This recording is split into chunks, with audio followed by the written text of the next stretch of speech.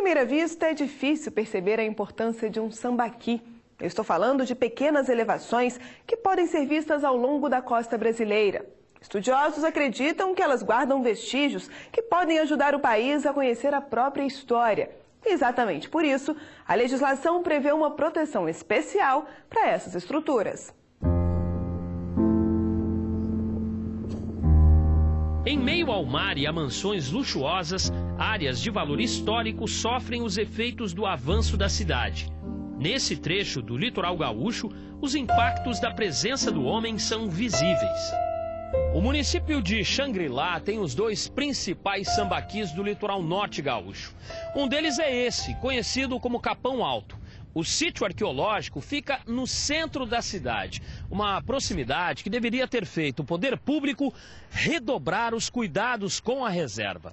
Mas as condições de preservação são precárias.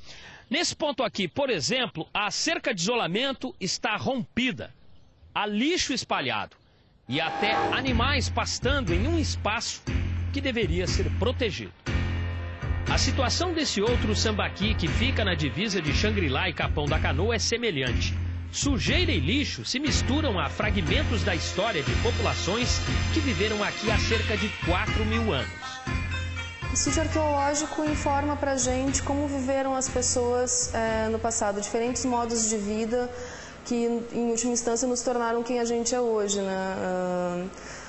Fala da história dos nossos antepassados e do nosso estado a partir dos vestígios materiais. História que é conhecida por boa parte dos moradores da região. Dizem que foi enterrado os ossos dos índios, né? É Morro dos Índios. Sambaqui, né? Sambaqui. A situação de abandono e a presença de resíduos nas duas áreas levaram o Ministério Público Federal a propor uma ação na Justiça. A intenção era obrigar o poder público a tomar providências para preservar os sambaquis. Em vistoria ao local, a cena foi chocante, né? São os dois sambaquis completamente degradados, descaracterizados, com residências em todo o entorno, né? Enfim, eram locais que deveriam ser preservados, justamente porque são sítios arqueológicos, segundo a Constituição, e que viraram depósitos de lixo, né, e de dejetos de animais. Antes de analisar o pedido, a Justiça Federal determinou a realização de uma audiência entre os envolvidos. E foi assim, frente a frente, que o IPHAN e o município fecharam um acordo.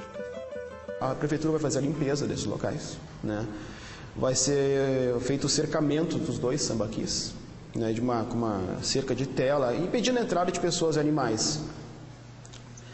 E também foi determinado que o IPHAN, em um prazo específico, faça a delimitação do local, não só do sambaqui, mas de todo o entorno que deve ser preservado, justamente para valorizar aquela área, né? No Brasil, a preservação do patrimônio arqueológico está prevista na Constituição. A obrigação de proteger esses espaços é dos municípios, mas a realidade mostra que, na maior parte dos casos, faltam cuidados e fiscalização.